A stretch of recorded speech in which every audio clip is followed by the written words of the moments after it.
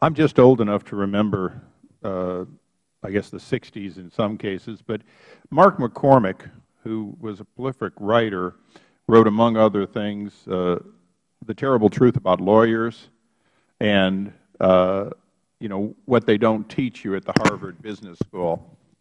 And I don't take away every quote from all those books, but I take away one, which is that a problem is something money can't solve.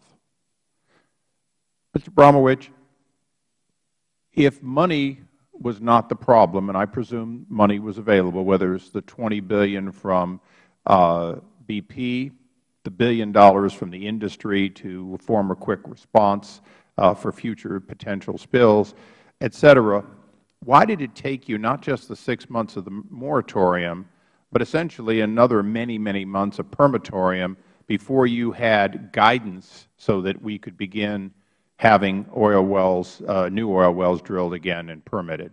Mr. Chairman, I think it's fair to say that Deepwater Horizon was an earthquake through the industry, they acknowledge that, and through the government. No, please answer my question. I am answering your question. Well, no, let's put it in perspective. Your agency's inspectors went on a rig that had not one but two battery packs not active, an oil well that you mentioned the 79. This thing had repeated missteps. This oil well was like a drunken driver swerving, crossing the line repeatedly, and MMS did nothing to do it. MMS had a study back in 2003 that questioned the bypass or blow-off preventers, but did nothing but say, pick one. All of these things had occurred prior to that date. So was it an earthquake in your organization, or was it an earthquake to the oil industry? The oil industry has made it pretty clear that BP was a bad actor on this well and a bad actor in the Gulf, but that, in fact, there was a reason that their actions were not consistent with other drillers in the Gulf. So which earthquake was it? Was it an earthquake within the oil drilling industry or an earthquake within your agency? Both. And as the President's Commission notes, it's inappropriate to single out BP as the only bad actor here.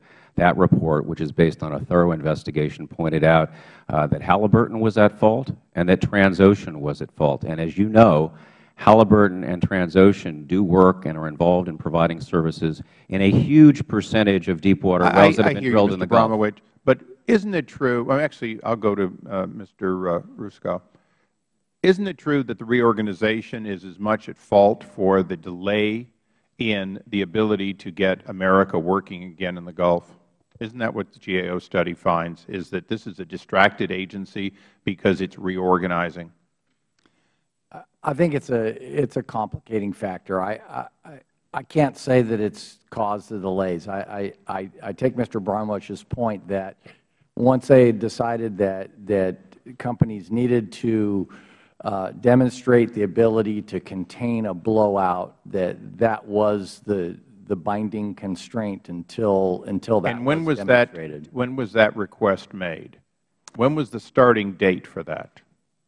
I'm going to have to defer to Mr. Bromwich. Mr. Bromwich, when was the starting date for the blow-off preventer demonstration requirement that they could contain if the blow-off preventer? Two different things, Mr. Chairman. Blow-off preventer, additional rules. If it failed, if the blow-off preventer failed, containment, when did you say they must prove they can contain, even if that? We clarified what we think had been clear to many, but we clarified it in writing on November 8th. November 8th? Yes. How long was that after the moratorium began? Less than a month.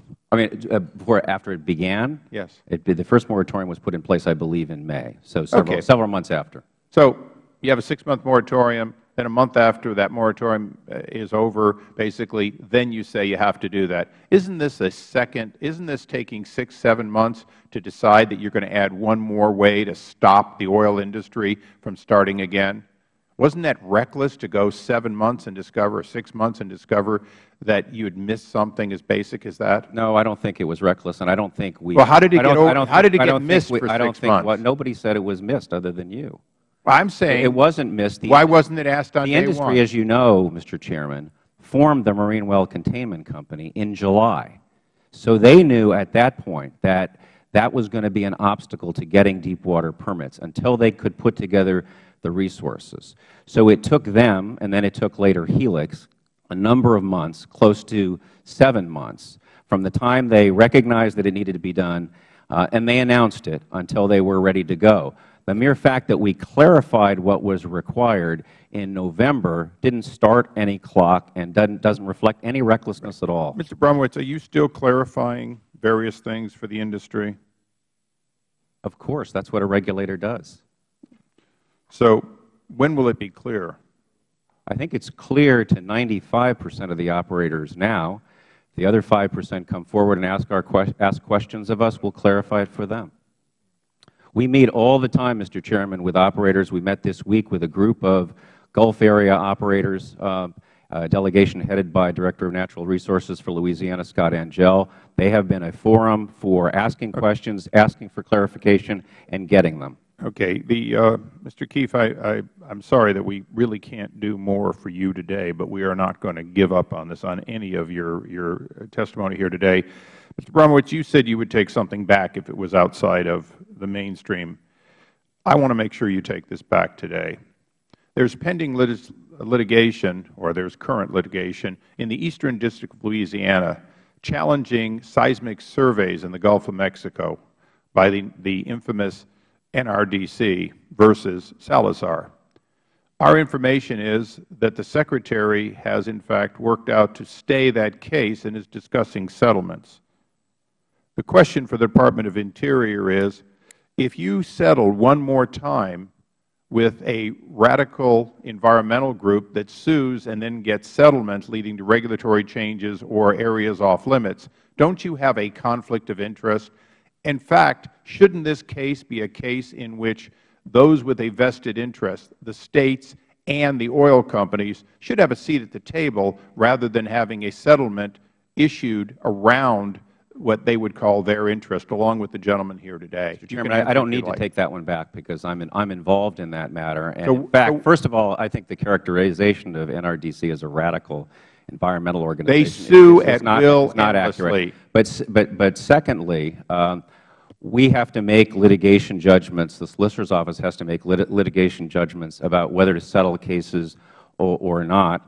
Without going into the details of settlement discussions, there are settlement discussions ongoing, and I will tell you that one of the goals of such settlement discussions is to prevent more radical injunctions or actions being taken by the court. With respect to the involvement of the oil companies, they are interveners in that case, so they have a seat at the table. But they're locked out if you settle. And in fact, the NRDC has on their website their litigation motive and method as part of their fundamental way of doing business. So you may not consider them radical, but an organization that basically litigates in order to legislate and an agency that settles in order to effectively create legislation is exactly what this committee is concerned about. So you may not consider them radical. You may not consider your settlement around the interveners as, in fact, somehow un-American or that you have a conflict. But this organization here is finding that conflict more and more